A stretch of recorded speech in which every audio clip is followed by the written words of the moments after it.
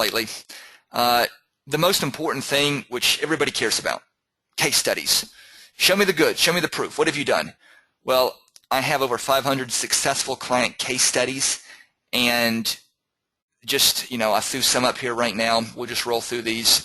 We have anywhere from the figure competitor to the girl that just wants to, lose a bunch of body fat and still look good in a bikini. We've all heard the expression skinny fat. Some women are. All that means is being thin with no muscle tone. And some girls are like that, and the results speak for themselves. And we have the 30-something mom of 3 kids who in 7 weeks lost over 14 pounds of body fat. And all demographics, all walks of life. Another young mom here. And this was over, I want to say, an 10-11 month period. Phenomenal progress she made, and we broke it down every 3 months, so you could really see the staggering progress. I like more than a before and after. I like a few in the middle too. So, and then these right here were both 2 young girls that were really cute girls, really, already had a, quote unquote hot body, if you will, but were kind of thin. Or in Franny's case, a little bit chunky. But the point is that this is a transformation of about, I want to say, 4 months. So she did a great job here, and she did a competition.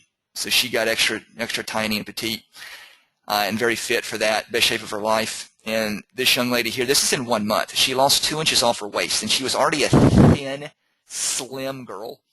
And we cut out 60% of her cardio, like 80% of her weight training. Just did 3 days a week, 3 40-minute sessions a week, and gave her a ton of food, and she was shocked. And the weight poured right off of her. And it just goes to show that how important food really is. Some women, and one thing about, some clients want to be super lean. Some just want to be a little bit, some just want to lose 15 pounds, whatever. That's fine. This woman here was already really thin, but loved cardio, was a cardioaholic.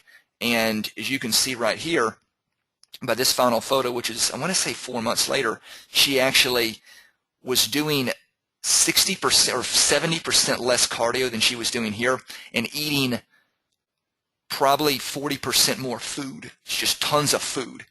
And you're like, well, how is that possible? Well, smart nutrition. That's how. And that's a good example here. And some people might say, well, I don't want to be that thin. That's not the point. The point is that whatever your goals are, the program's designed to meet those goals. So once again, back to here, a lot of women I get sign up are what you would label as an endomorph. And for those that don't know, in a nutshell, all an endomorph means is a female or male, but in this case a female, that has higher estrogen levels, is predisposed to having higher body fat levels, and can build muscle pretty easily, but is stocky and thick, and predisposed. It's very difficult to burn body fat. Anyway, with that being said, these are 2 women that were both endomorphs, and were probably in the low to mid 20% body fat range in their after photo, but still look great for their somatotype and for what they set out to do. So 2 more women that are definitely in the endomorph category that probably started in the upper 30, if not 40% body fat range. This lady here is a grandmother, fibromyalgia, type 2 diabetes, nothing worked but food, except food. And this took a year now. This is not overnight. This is a year.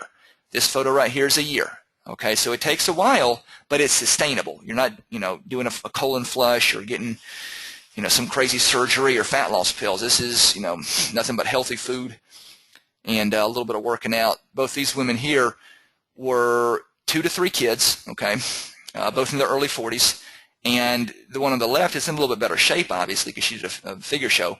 But with that being said, both these women, look at the kidney region or love handle region and the glute region. That's where they both made a big transformation. That's kind of the highlight point of both these. And they did this through less exercise and eating more healthy food. So I used to be someone who always thought that all someone needed for fat loss was the right diet. But then I witnessed people that would bounce from one fad diet to the next without giving it enough time to actually work. In other words, they only half-hearted or half-heartedly followed it. Or they went full speed ahead but didn't give it enough time to work. Not that it would have worked anyway. And when they did follow it correctly, they never got the expected results because it was a crummy fad diet. We've all seen them. Now, when you fail time and again, the worst possible scenario happens. You expect to fail. You come to expect it. It's familiar territory.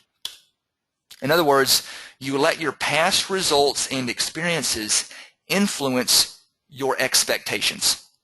Let me be very clear right now when I say this, because if you don't embrace this right now, you're going to have a tough time ever moving forward. Your past does not determine your future in the diet game, in the nutrition game, and in the fat loss game. Let that sink in for a minute. So, you keep taking the bait on every new fad diet without ever really buying in and believing in it. And that's when I finally realized something. Having the right nutrition program is vital to success. But when you finally do obtain the right program and you expect it to fail like all the others and never mentally buy in, then you'll keep getting what you've always gotten, which is poor results, if any results. So that's when I realized two things. If you don't trust your program, you shouldn't be on it.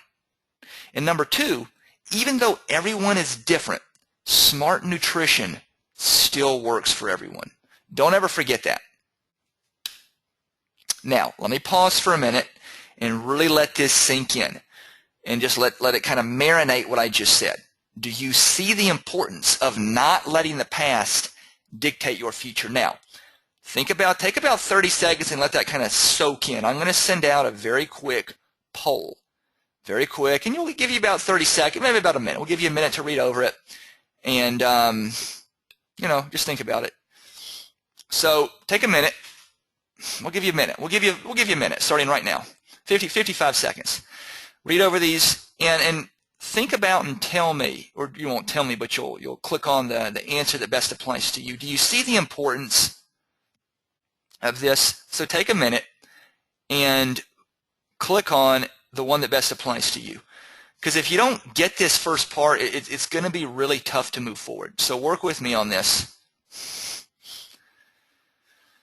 Still got a few more people. Okay, great answer from Megan, Bethany, Tiffany. Good, yes. Let's see who else we got coming in here. Samantha says, yes, how?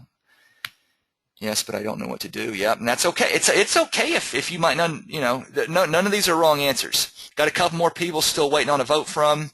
Get it in real quick, guys. Let me know how you, and I don't know who voted on what. I don't know exactly who unless you tell me in the chat box. That's the only reason I'm knowing the others. But get this in real quick. Okay. Good job with that. Very good. We'll keep rolling. So, with that being said, let's keep rolling here. So, this is problem number one, counting macros or calories. Now let me pause here. Our slide's a little bit messed up, but I'm gonna help you with that. But let me also say this. For those of you that don't know, macros refer to three things: proteins, carbohydrates, or fats. And I'm gonna pause right here, and I want to fix this slide. This is my bad. Let me fix this slide, guys. I'm gonna scoot this down. Just stay with me. We're good. Stay with me here. Stay with me here. We're good. I'm going to bring it right back up. I know you guys can see this. That's all good. Okay. So the problem here with counting macros or calories is that when you count calories or macros, it takes the food type out of the equation. For example, we've all heard of flexible dieting or IIFYM, which just stands for if it fits your macros. Those are horrible diets because what they say is 50 grams of carbohydrates from cookies. It is the exact same as 50 grams of carbs from yams. That's what they say. Well, anybody with any common sense knows that's insane. There's no way. So that's why that's bad. And just to reiterate, it takes the actual type of food out of the equation and bases it totally on the energy amount or the macronutrient. Calories would be the energy amount, macros, protein, carb, or fat. But ultimately, that's what they say. That's why that's a huge problem. So problem number two, choosing what foods to eat.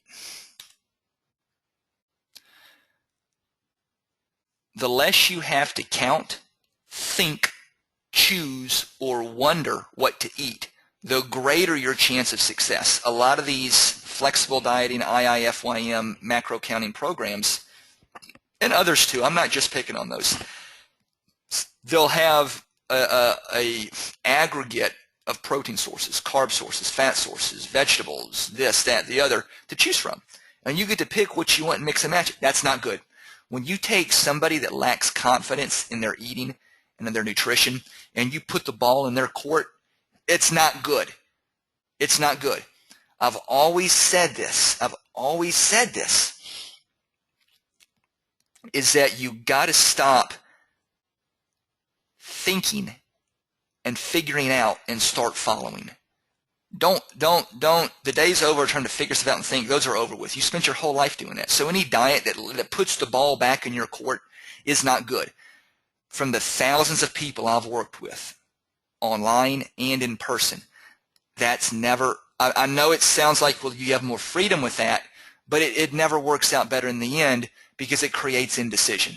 You've got people that already lack confidence in that area of their life. Now all of a sudden they can't. So, and I put down at the bottom, it's covered up some, but the fewer opportunities, the fewer opportunities to screw up, the better. Okay, so you're going to screw up when you have an opportunity to choose and pick and choose and wonder and discern and count and think. No, get rid of that. Follow your program with an exactly planned out course of action, plan of attack. Now, I didn't say this, but I'm going to mention it now. You obviously should have input on the foods you prefer, the foods you avoid, how many meals a day you want, within a certain range. You can't eat 2 meals a day. That's silly. But you're going to have access to that and have that info available. And once you have input in that area, it's stuff you want to eat. But on a meal-to-meal basis, no, it's very little, no thinking or wondering. I just want to drive this point home. I got to drive this point home because some people, they're not liking how, but this is vital. The fewer opportunities you have to choose, the greater your chance of success. Problem 3, allowing junk food on a regular basis. Well, what do you mean by that? This is what I mean. There's a lot of these flexible dieting programs and IIFYM, and you can see them on Instagram. Guys are all over Instagram. They eat cookies and ice cream, brownies, cakes, multiple days a week. I don't mean, cheat meal once no, I'm talking many days a week. And they say they magically turn healthy if you fit your macros. A cupcake magically turns healthy if you eat 100 grams of, let's say you get 100 grams of carbs, that's what you're allowed for the day, for your carb, for your carb source. And you say, well, I'm going to get 100 grams. I'm going to get 50 from oatmeal, but the other 50 from a cupcake. That's okay.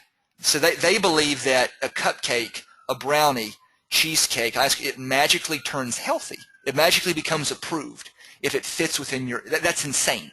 I can promise you. If it worked, I'd be doing it. I can promise, and it's wrong on more levels than you can imagine. Anyway, moving forward, as opposed to eating junk 5 or 6 times a year. Now, let me pause here and say this. I'm okay with giving my clients freedom on holidays, graduation ceremonies, birthday parties, weddings. That's basically it. I mean, 5, 6, maybe 7 times a year. How many times a year do you need it? But when a special day comes, we don't want you in deprivation. We don't want that. We want you to have a slice of birthday cake, have a couple cocktails, have whatever it is you do, whatever it is that appropriate specific holiday calls for, celebration. That's fine, okay? And I'm going to tell you how to handle that as we keep rolling here on the 3 solutions. But that's a big problem here, is any diet that says, oh, you're allowed to eat junk food multiple times a week or month. I mean, there should never be strategically placed junk food on any diet program, but especially multiple times a week. So let's keep rolling. So solution 1, you don't need to count your macros or calories if you measure and weigh your food. And what was the biggest problem I just said a minute ago about counting macros? I'll tell you. Well, let me see. I'm gonna whoever gets this right gets a bonus Skype session with me at the end of the webinar. What did I say the biggest problem was Type it in the box if you know. Let's see. Nope, Megan, wrong. Jay, wrong. Well, I'll check back here later. I'll refresh your memory. The biggest problem, guys, is you're focusing on the macronutrient and not on the food source. And that's why I put down here, focus on food. We want you focused on food. That's what we want you focused on. Not macros or calories. Focus on the food type. Okay? And if you look right here, it's my fat loss principle number 6. You don't need to count calories or macros if you weigh and measure your food. So that's a solution to that problem. Okay? Number 2, don't think, just follow. And we already went, it's all laid out for you. Avoid thinking. Wondering leads to worrying, which leads to quitting. I'm going to tell you now, when someone is just confused and there's confusion about what to do relative to a woman and her diet program or her eating program, and there's confusion, they're going to quit. If they're constantly ongoing confusion, they're just going to quit. And that's what they'll do. We don't want any thinking. And if you don't think, you can't be confused. You just follow. That is vital. In order to follow, you must trust. If you don't trust your program, get off of it and find someone you do trust. I mean, you have to. There's a, you guys probably won't know him, but there's a quasi-famous not diet nutrition guru coach I'm actually acquaintances with, not really friends with, but acquaintances with, and a decent guy. But he made a post last year and he said, I get so tired of these bikini figure, competition coaches telling their clients to just blindly trust him and not explaining what they do. And I like the guy, and I understand what he's trying to say, but you shouldn't be blindly trusting anybody. You should trust him, but there should be a reason why you trust him. And if you don't trust him, you shouldn't be. If you don't trust somebody, don't sign up with him. Don't follow the program. If you don't trust the program, get off of it and find someone you do. But if you trust it, then you don't need an explanation. If you trust it, then follow what the program says. So you got to look at both sides of the coin in that scenario. But that would have been I didn't tell him that, but that would have been my response, is that if you don't trust the program, you shouldn't be on it. So you got to trust what you're doing, guys. You got to. Solution 3, the 90% rule. Now follow me on this. Okay. Let's pretend someone eats 5 meals per day, just averages 5 meals per day on the average, 7 days a week. Okay? That's 35 meals a week. 90% of 35 meals is 31.5. Well, now hold on. What does all that mean? What does this mean? I thought you said we couldn't cheat. Oh, hold on. I'm going to get to that. This is an important point. You can't plan junk. The reason you can't plan and strategically put cookies, cupcakes, cheesecake in your program is because it will lead to emotional eating and binging. It absolutely will. I'd say 8.5 out of 10 women that sign up with me, whether they're obese, moderate, middle-aged, young, I don't care. They are emotional eaters. If not some severe stage of eating disorder or have a history of eating disorders. At the minimum, they're an emotional eater. They suffer from emotional eating and binging. That's the way it is. A lot of them do a good job of covering it up, but it usually unfolds, and there's different red flags I can spot it from. Guys, emotional eating is progressive. What that means is that if you are an emotional eater, and 85% of women are, when you have that cupcake, you're not going to be able to stop. You're going to want more and more. And all of a sudden you've had 6 cupcakes and you feel sick to your stomach and you hate yourself. So you're like, well, okay, well, Jeff, what's the whole point of this rule? Here's why I put this rule in here, the 90% rule. What it means is that if you stick to your program 90% of the time, you're going to be successful. Now, some people, some of those before and after photos, you saw those endomorph type women that were obese in their before photos. They might have had to be a little bit stricter on it.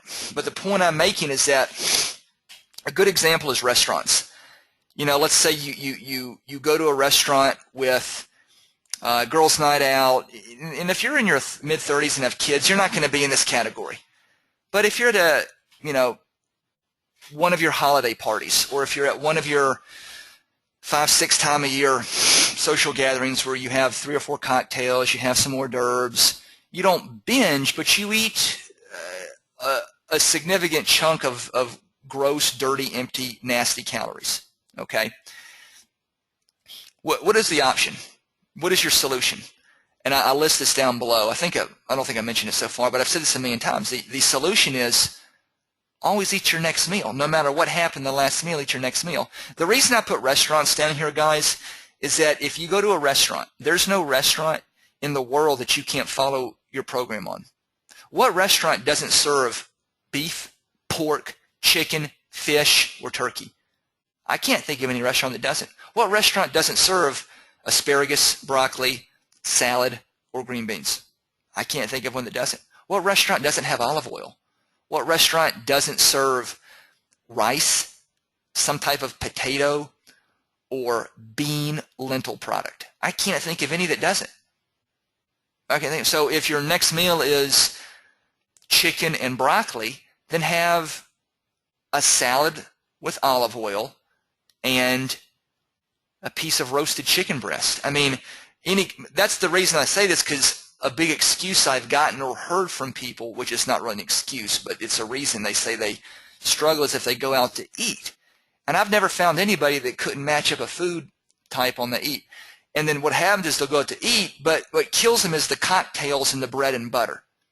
And then they go home and they feel horrible, and they have a handful of roasted cashew nuts when they get home, which they shouldn't have at home anyway. And then they eat more junk, and then they hate themselves. So here's why I put the 90% rule here. Let's say somebody does relapse and binge. Okay, let's say that. You're still okay. Get back on track and eat your next 34 meals or 33 meals to the best of your ability, and you'll be successful. Now, if you're doing that every other day, there's a problem. But if you stay within the 90%, you can be successful. You might not hit your best, but you can still be successful. Because there's going to be pitfalls, guys. There's going to be stumbling blocks in the game of life. So I have to put this up here to look at both sides of the coin of the whole what if I fall off or what if I mess up issue. That's why I put this up, because people they'll misinterpret that. Okay, let's regroup here. This is important now. I want to see what sunk in with you. What was the most helpful of the information that I just went over? What resonated the most? Let me launch this real quick. Let me shoot this poll up. And we'll see what you say here. This is big. I'm going to give you 1 minute, guys. I'm going to get a sip of water real quick. Sit tight.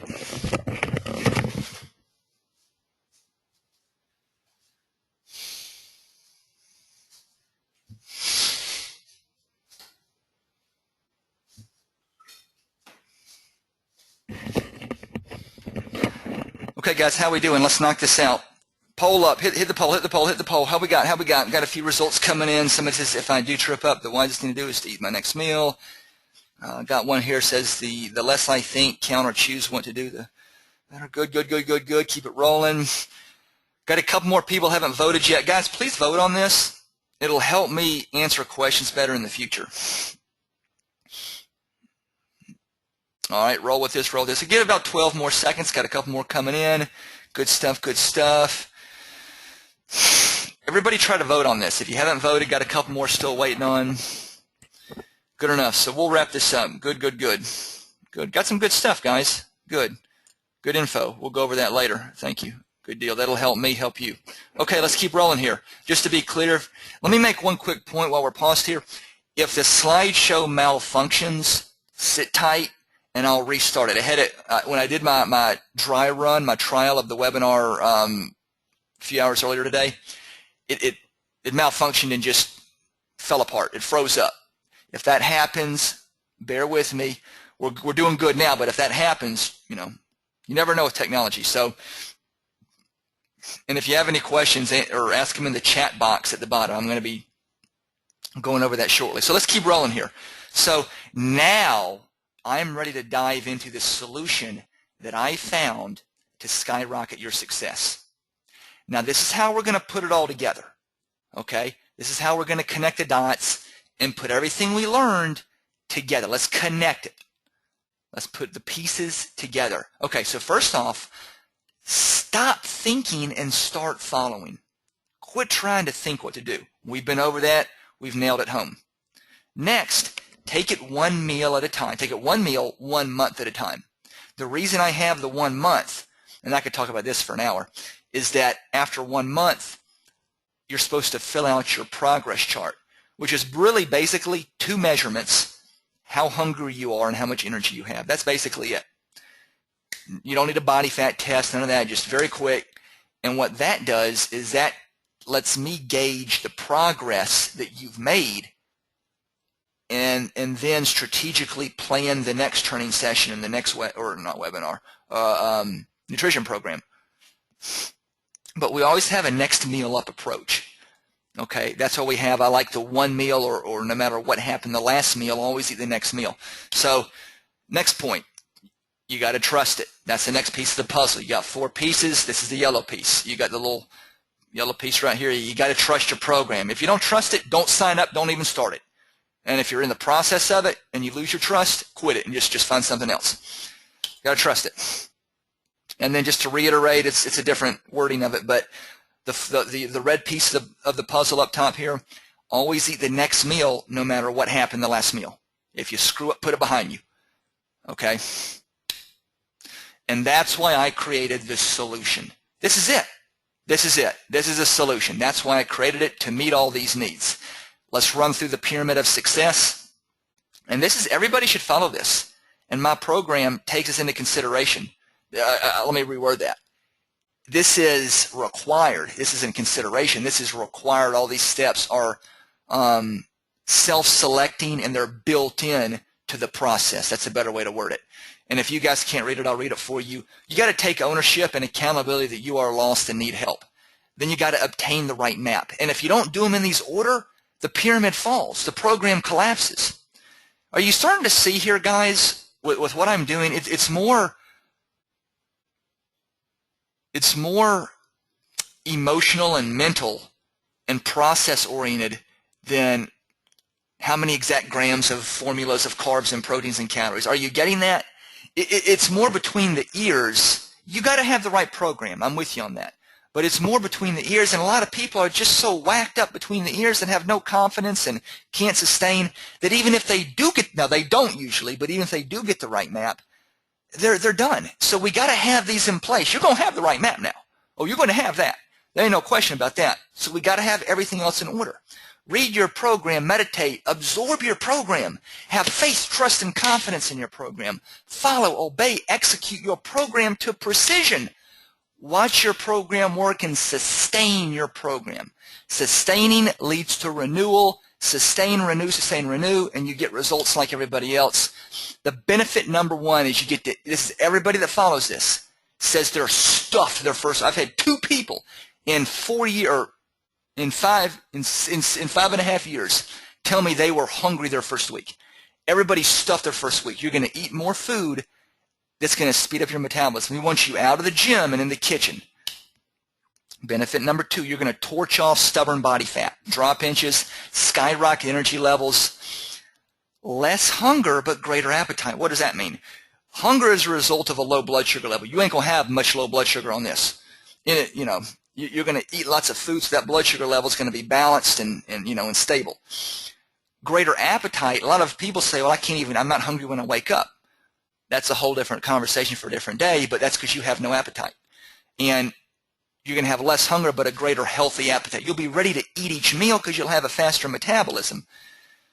Unwavering confidence. You don't have to figure anything out. It removes all guesswork. You don't have to think, wonder, or assume. Just eat. Just eat your food.